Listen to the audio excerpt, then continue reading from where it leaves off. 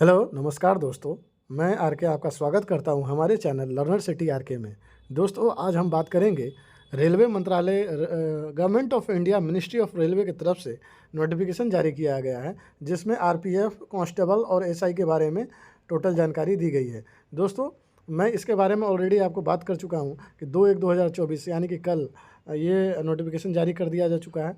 दोस्तों, इसके बारे में पूरा डिटेल, एलिजिबिलिटी क्राइटेरिया क्या होगा, इनके पोस्ट कितने हैं, वैकेंसी कितना है, इन शॉर्ट हम इसमें देखेंगे। लेकिन इससे पहले भी मैं इसके लिए एक डिटेल से वीडियो बना चुका हूं, आप हमारे चैनल में जाकर देख सकते हैं। दोस्तों, चलिए हम और डिटेल से इसके बारे में जानते हैं कि सिलेबस क्या रहने वाला है और कैसे क्या क्या पैटर्न में चेंज हुआ है, आपका एग्ज़ाम पैटर्न क्या क्या चेंज हुआ है, सीबीटी एग्ज़ाम कितने नंबर का होगा, कितना नंबर आपको लाना होगा कि आप क्वालिफाइंग होंगे। तो इसके बारे में आज हम डिस्कशन करते हैं ऑफिशियल नोटिफिकेशन के आधार पर। ऑफिशियल नोटिस जो आया है आरआरबी की तरफ से, आज हम उसको पूरा डिटेल से देखेंगे। दोस्तों, आप वीडियो में बने रहिएगा लास्ट कि भारत सरकार government of India ministry of railway RRB की तरफ से डिटर्मिनेशन ऑफ वैकेंसी आप यहाँ देख सकते हैं, जिसमें कि आपको यहाँ पे ये बताया जा रहा है कि 250 जो है ये पोस्ट आपके लिए है आरपीएफ एसआई के लिए। मतलब कि रेलवे में आप दरोगा बन सकते हैं। इसका मात्र 250 पोस्ट है। और अगर आपको कांस्टेबल बनना है तो कांस्टेबल के लिए आपके लिए 2000 सीट है। मतलब कि इस बार बहुत ही निराशाजनक बात है कि वैकेंसी बहुत कम आई है। 2018 के बाद अब वैकेंसी आ रहा है, जिसमें कि नंबर ऑफ़ वैकेंसी बहुत कम है और इसलिए कंपटीशन बहुत ज़्यादा टफ होने वाला है और एग्ज़ाम के पैटर्न में भी कुछ चेंज है। तो दोस्तों, आप इस वीडियो में बने रहिए, आपको पता चलेगा कि क्या क्या चेंजेस हुए हैं, क्या क्या और होना चाहिए। तो दोस्तों, इस वीडियो में जैसा कि आप देख सकते हैं 15% vacancy shall be reserve for women, मतलब कि औरतों के लिए, महिलाओं के लिए 15% सीट आरक्षित है, जो कि इससे पहले आया था तो 50% सीट आरक्षित था। तो दोस्तों, ये इन शॉर्ट आप देखिए यहाँ पर क्या है, जो भी इंपॉर्टेंट पॉइंट है मैं बताता चलूँगा। फेज़ 1, फेज़ 2, फेज़ 3, 3 फेज़ में एग्ज़ाम होगा। पहला फेज़ कंप्यूटर बेस्ड टेस्ट होगा। उसके बाद दूसरा फेज़ जो है फिजिकल एफिशिएंसी टेस्ट पीईटी होगा, जिसमें फिजिकल मेजरमेंट टेस्ट होगा। आपको दौड़ाया जाएगा, लॉन्ग जंप, हाई जंप वगैरह कराए जाएंगे। अगर फेज़ 1, फेज़ 2 आप क्लियर कर लेते हैं तो फेज़ 3 में डॉक्यूमेंट वेरिफिकेशन होता है। तो दोस्तों, तेज़ी से आगे बढ़ते हैं और देखते हैं कि एग्ज़ाम में और क्या क्या मेन बदलाव हुए हैं और जो भी आपके एग्ज़ाम के रिगार्डिंग इंपॉर्टेंट है वो देखिए। ये जोन है, 4 जोन में टोटल डिवाइड किया गया है। East zone, west zone, north zone और साउथ जोन। जैसा कि आपको पता है, ईस्ट जोन में आपका ईस्ट का जो भारत के स्टेट आते हैं वो आते हैं। वेस्ट जोन में आपका पश्चिम बंगाल वगैरह आते हैं। नॉर्थ जोन में यूपी, दिल्ली वगैरह आते हैं। और साउथ जोन में आपका दक्षिण भारत का पूरा देश, पूरा राज्य आता है। तो ये आप ध्यान में रखेंगे दोस्तों। और आगे हम बढ़ते हैं वीडियो में। देखिए, यहाँ पे आपको ये बताया गया है कि एलिजिबिलिटी क्या होगा। एलिजिबिलिटी आप देख लीजिए दोस्तों। सब इंस्पेक्टर के बारे में पहले आप देखिए तो वो ग्रेजुएशन फ्रॉम रिकॉग्नाइज्ड यूनिवर्सिटी, मान्यता प्राप्त यूनिवर्सिटी से आपका ग्रेजुएशन कंप्लीट हुआ जाना चाहिए, जिसका कि मिनिमम एज 20 साल है, वही फॉर्म अप्लाई कर सकते हैं। और मैक्सिमम एज जिसका 25 साल है वही फॉर्म को अप्लाई कर सकते हैं। बाकी जिनका 25 साल क्रॉस कर गया है वो नहीं अप्लाई कर सकते हैं। कांस्टेबल के लिए 10th पास होना चाहिए और मान्यता प्राप्त यूनिवर्सिटी से डिग्री प्राप्त होनी चाहिए। इसका मिनिमम एज ध्यान रखिएगा 18 वर्ष है और इसका भी मैक्सिमम एज मात्र 25 ईयर है। दोस्तों, यहाँ पे अगर सिपाही का देखा जाए तो चलो ठीक है, मिनिमम 18 और मैक्सिमम 25। लेकिन अगर हम दरोगा का देखते हैं, एसआई का देखते हैं, आरपीएफ एसआई का देखते हैं तो मैक्सिमम एज 25 बहुत कम दिया गया है, जो कि इतने साल के बाद बहाली आया है और ऊपर से मैक्सिमम एज 25 कर दिया गया है। तो जिसके कारण से कि बहुत सारे लड़कों को, लड़कियों को दिक्कत होगा, जिनका एज अभी अभी जस्ट क्रॉस किया है, उनको अभी प्रॉब्लम होगा। कम से कम अप्रोक्स 30 रहना चाहिए मैक्सिमम एज आरपीएफ एसआई के लिए। दोस्तों, यहाँ पे कुछ एज में रिलैक्सेशन है, जो कि आप यहाँ पे ध्यान से देखिए। अगर आप एससी एसटी कैटेगरी में आते हैं तो आपको एज का रिलैक्सेशन 5 साल तक का मिलेगा। अगर आप ओबीसी कैटेगरी में आते हैं तो आपको एज का रिलैक्सेशन 3 साल का मिलेगा।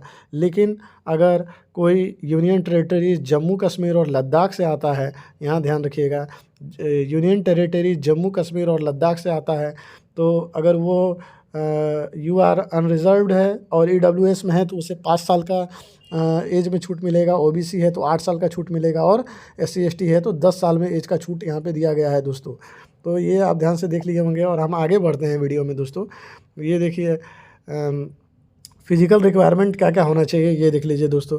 फिजिकल रिक्वायरमेंट में अगर आप अनरिजर्व और ओबीसी में आते हैं और मेल है तो आपको 165 सेंटीमीटर हाइट चाहिए।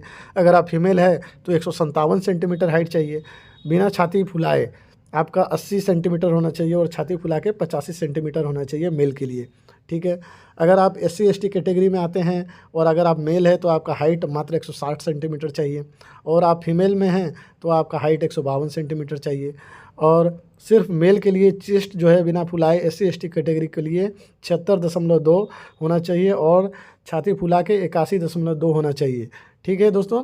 अब यहाँ पे आप देखिए 3 नंबर में फोर गोरखास, मराठास, डोगरास, ये इन लोगों को हाइट में छूट दी गई है। मेल के लिए 163 सेंटीमीटर, फीमेल के लिए 155 सेंटीमीटर हाइट चाहिए गोरखा, मराठास और डोगरास को।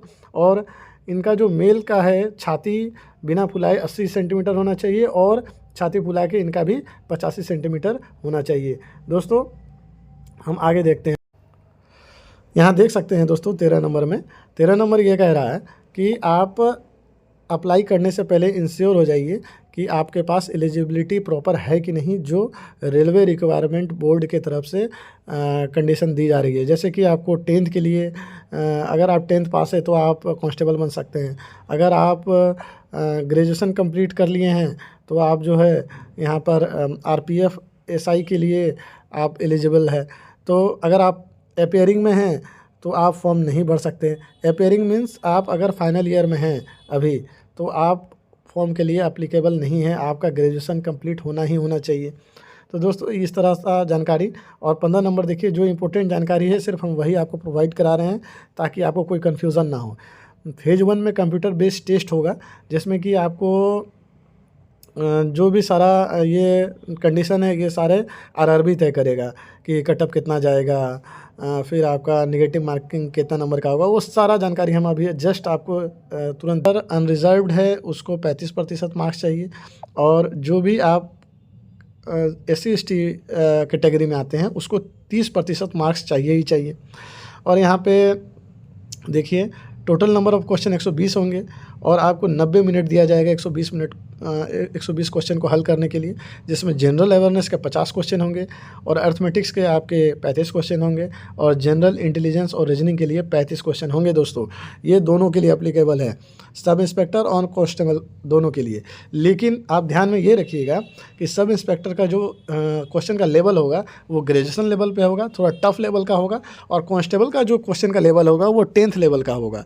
तो नंबर ऑफ़ क्वेश्चन और टाइम और ये जो है general awareness, arithmetic, general intelligence, reasoning ये तो सेम है, लेकिन उनका लेवल में अंतर हो जाएगा, ये ध्यान रखेंगे। तो आप अपना तैयारी को उसी के अकॉर्डिंग करेंगे। ये नहीं सोचिएगा कि आपका कांस्टेबल का तैयारी में आप सब इंस्पेक्टर भी निकाल लेंगे। तो आपको अगर सब इंस्पेक्टर के लिए कर रहे हैं तो ज़्यादा मेहनत करने की ज़रूरत है दोस्तों, और हम डिटेल से अभी बता रहे हैं इसके बारे में, आप बस वीडियो में बने रहिएगा। दोस्तों यहाँ पे आप देख सकते हैं, यहाँ पे आपको सिलेबस दिया गया है जो कि CBT प्रथम चरण में जो भी एग्ज़ाम होगा, पहला एग्ज़ाम होगा जो कि कंप्यूटर बेस्ड टेस्ट होता है आपका। तो उसमें सबसे पहले आपको जो है जनरल अवेयरनेस के क्वेश्चन पूछे जाएंगे, और इसका सिलेबस आप देखिए। बस आपको ये सिलेबस को just word to word copy करके बस आपको तैयारी करना है, आपका एग्ज़ाम कोई नहीं रोक सकता है दोस्तों। देखिए ज़्यादा पढ़ने से मतलब नहीं है, सटीक पढ़ने से मतलब है। तो यहाँ पे जनरल अवेयरनेस के बारे में देखिए, question will be aimed at testing the candidate general awareness and environment around him her and its application to society. ये कह रहा है दोस्तों जनरल अवेयरनेस के बारे में कि यहाँ पे कैंडिडेट का अवेयरनेस देखा जा रहा है कि उसके चारों ओर सोसाइटी और एनवायरनमेंट में क्या चल रहा है उसे पता भी है कि नहीं है। बस इसका ये टेस्ट लिया जा रहा है जनरल अवेयरनेस के थ्रू। बहुत ज़्यादा हाई फाई लेवल के क्वेश्चन नहीं आएंगे, क्वेश्चन नॉर्मल लेवल के ही होते हैं, और सभी जानते हैं कि हमसे इजी क्वेश्चन ही गलत होते हैं, जिसके कारण से कि हम एग्ज़ाम में छट जाते हैं। तो आपको कैसे टाइप के क्वेश्चन को देखना है इससे आप अंदाज़ा लगा सकते हैं। यहाँ सिलेबस दिया हुआ है और ये बता रहा है कि current event such type of everyday observation, जो कि आपके दैनिक जीवन में, न्यूज़ में, समाचार में चलते हैं, उस टाइप के ऑब्जर्वेशन को आप कैसे लेते हैं उसके बारे में आप पूछा जाएगा यहाँ पर जनरल अवेयरनेस में। फिर आपका इंडियन हिस्ट्री के बारे में, आर्ट और कल्चर के बारे में पूछा जाएगा कि कहाँ पे कैसा डांस होता है, कहाँ पे वहाँ का शास्त्रीय नृत्य क्या है, वहाँ का लोक नृत्य क्या है, वहाँ की ज्योग्राफिकल कंडीशन क्या है, अलग अलग स्टेट है भारत में, उसके बारे में पूछा जा सकता है। भारत के इकोनॉमिक्स के बारे में पूछा जा सकता है। कि जीडीपी क्या होता है, एनएनपी क्या होता है, और इस सब के बारे में आपको बेसिक नॉलेज होनी चाहिए। जनरल पॉलिटी में आपको आर्टिकल वगैरह के बारे में जानकारी होनी चाहिए। इंडियन कॉन्स्टिट्यूशन के बारे में आपको पता होना चाहिए, अनुच्छेद कितने हैं, प्रस्तावना में क्या क्या है। फिर स्पोर्ट्स के बारे में आपको जानकारी होना चाहिए। जनरल साइंस आना चाहिए कम से कम 10th लेवल तक का। तो ये आपका जनरल अवेयरनेस में ये सब आपका सिलेबस के अंदर है, जो कि आपको एकदम कवर करना ही करना है। जो यहाँ पे लिखा है वो तो कवर करना ही करना है दोस्तों। चलिए अब अर्थमेटिक्स के बारे में आते हैं दोस्तों। अब हम अर्थमेटिक्स में यहाँ पे ध्यान से देखते हैं कि अर्थमेटिक्स में सिलेबस में क्या क्या कह रहा है। तो अर्थमेटिक्स के सिलेबस में आप ध्यान से देखिएगा दोस्तों, ज़्यादा हाई फाई लेवल पे नहीं जाना है। जस्ट आपको नंबर सिस्टम कंप्लीट करना है, जिसमें कि बता दिया है whole number, decimal, fraction and relationship between number, fundamental arithmetics operation. मतलब कि जो भी नंबर से रिलेटेड जो भी ऑपरेशन होते हैं, होल नंबर, डेसिमल, पूर्ण संख्या, पूर्णांक संख्या, परिमेय संख्या, अपरिमेय संख्या, उसके बारे में आपको डिटेल से जानकारी होनी चाहिए। आपको परसेंटेज निकालना आना चाहिए, रेशियो निकालना आना चाहिए। फिर आपका एवरेज, औसत के प्रश्न आपसे गलत नहीं होने चाहिए। इंटरेस्ट, सिंपल इंटरेस्ट, और जो भी आपका कंपाउंड इंटरेस्ट होता है, प्रॉफिट एंड लॉस, ये सब के बारे में आपको जानकारी होनी चाहिए। डिस्काउंट के बारे में जानकारी होनी चाहिए। टेबल एंड ग्राफ देखने आना चाहिए आपको। Mensuration, time, distance, ratio and proportion, etc। तो आपको एडवांस मैथ में ज़्यादा नहीं जाना, सिर्फ मेंसुरेशन, टाइम, डिस्टेंस वगैरह आपको देखना है, जो कि आपका अर्थमेटिक्स का तैयारी कंप्लीट हो जाएगा। जैसा कि आप जानते हैं कि अर्थमेटिक्स में बेसिक लेवल के ही क्वेश्चन ज़्यादा पूछे जाते हैं, तो उस पर आप ज़्यादा फोकस करेंगे, ज़्यादा हाई लेवल पर नहीं जाएंगे। एसएससी के लेवल तक आपको टच नहीं करना है दोस्तों। अब जनरल इंटेलिजेंस एंड रीजनिंग में देखते हैं। तो जनरल इंटेलिजेंस और रीजनिंग में आपको analogies, similarity, spatial visualisation, spatial operation, problem solving analysis, judgement, decision making, visual memory, relationship concept, जैसा कि आपको माँ पिता का उम्र के बारे में रिलेटेड क्वेश्चन होता है। फिर ब्लड रिलेशन का क्वेश्चन होता है। अर्थमेटिकल रीजनिंग मतलब कि नंबर दे दिया जाता है, आपको बहुत सारा कैलकुलेट करना होता है। इस टाइप के रीजनिंग आपसे पूछे जाएंगे। वर्बल एंड फिगर क्लासिफिकेशन के बारे में पूछा जाएगा।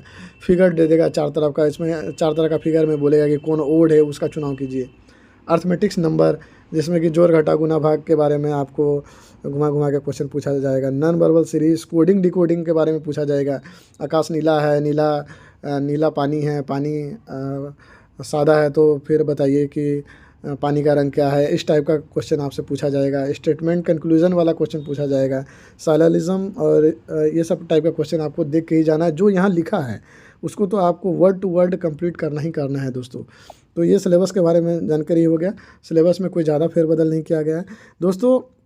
सबसे इम्पोर्टेंट ये देखिए कि आपका जो नेगेटिव है 1/3 है। मतलब कि अगर आप 3 क्वेश्चन लगातार गलत करते हैं, या लगातार गलत नहीं भी करते हैं लेकिन 3 क्वेश्चन गलत करते हैं, तो आपका एक सही क्वेश्चन का नंबर कट जाएगा दोस्तों। ये ध्यान में रखेंगे। इसीलिए आपको क्वेश्चन को सोच समझ के अप्लाई मतलब कि हिट करना है, और जो सही आता है उसे ही बनाना है। ये नहीं कि आप एकदम नहीं भी आता है तो आप मारते जा रहे हैं, ऐसा नहीं करना है दोस्तों। The language of question paper will be as per the norms of railway requirement board. और लैंग्वेज ऑफ क्वेश्चन पेपर जो है आपका हिंदी इंग्लिश तो रहता ही है, पर आप नेटिव लैंग्वेज में भी आप अपना उत्तर दे सकते हैं। ये भी आपको दर्शाया गया है। तो दोस्तों ये तो आइए अब जाते जाते ये भी देख लीजिए कि आपको जब आप CBT पास कर जाएंगे और अपना मतलब कि फिज़िकल के लिए जब आप अप्लीकेबल होंगे, तो फिज़िकली आपको क्या क्या होना चाहिए। तो अगर आपको सब इंस्पेक्टर बनना है तो आपको 1600 मीटर का दौड़ 6 मिनट 30 सेकंड में पूरा करना होगा मेल के लिए। लेकिन अगर आप फीमेल कैटेगरी में आते हैं तो आपको मात्र 800 मीटर का दौड़ 4 मिनट में पूरा करना होगा। ठीक है। अगर आप मेल कांस्टेबल में आते हैं तो आपको 1600 मीटर का दौड़ 5 मिनट 45 सेकंड में पूरा करना है। और अगर आप फीमेल कांस्टेबल के लिए अप्लाई कर रहे हैं और आपका फिजिकल में आप जाना चाहते हैं, तो 3 मिनट 40 सेकंड में आपको दौड़ पूरा करना है 800 मीटर का। ये फीमेल के लिए है दोस्तों। अब हम सब इंस्पेक्टर के बारे में देखते हैं। मेल के लिए लॉन्ग जंप 12 फीट है, और फीमेल के लिए लॉन्ग जंप 9 फीट है। और कांस्टेबल अगर आप बनना चाहते हैं तो लॉन्ग जंप आपके लिए 14 फीट है, और कांस्टेबल फीमेल के लिए लॉन्ग जंप 9 फीट है, 9 फीट है दोस्तों। अब यहाँ पे ये देखिए आप हाई जंप के बारे में। यहाँ पे अगर आप मेल है और आप सब इंस्पेक्टर के लिए अप्लाई कर रहे हैं तो आपको 3 फीट 9 इंच आपका हाई जंप है। अगर आप सब इंस्पेक्टर फीमेल के लिए अप्लाई कर रहे हैं तो आपका हाई जंप 3 फीट है। अगर आप कांस्टेबल के लिए अप्लाई कर रहे हैं और आपका मेल है तो आपको हाई जंप 4 फीट है। और अगर आप कांस्टेबल फीमेल के लिए अप्लाई कर रहे हैं तो आपका हाई जंप मात्र 3 फीट है। तो दोस्तों ये सारा जानकारी आपको मैंने और शॉर्ट में और अच्छे से बताया है ताकि आप अपने तैयारी को शिखर पर ले जाए। और दोस्तों हमारे यूट्यूब चैनल में इसी तरह की जानकारी आपको प्रोवाइड कराए जाएंगे। और भी अगर आप बोलेंगे, कमेंट करेंगे, और भी जिस तरह की भर्ती के बारे में आपको जानकारी चाहिए आप हमें बताइए, मैं आपके लिए और वीडियो लाऊंगा। और हमारे चैनल को पहली बार आए हैं तो सपोर्ट कीजिए, सब्सक्राइब कीजिए, लाइक कीजिए, शेयर कीजिए अपने दोस्तों के साथ। और हम इस तरह के वीडियो आपके लिए शानदार वीडियो लाते रहेंगे, नई नई वैकेंसी के बारे में, नई नई रोज़गार के बारे में, ताकि आप हमेशा अपडेट रहें और आप कोई फॉर्म भरने में लेट नहीं करें। और ये सिलेबस के बारे में मैंने टोटल जानकारी आपको दे दी, वैकेंसी के बारे में मैंने सारी जानकारी आपको दे दी है दोस्तों। और आप अपने तैयारी को बहुत अच्छे से कीजिए।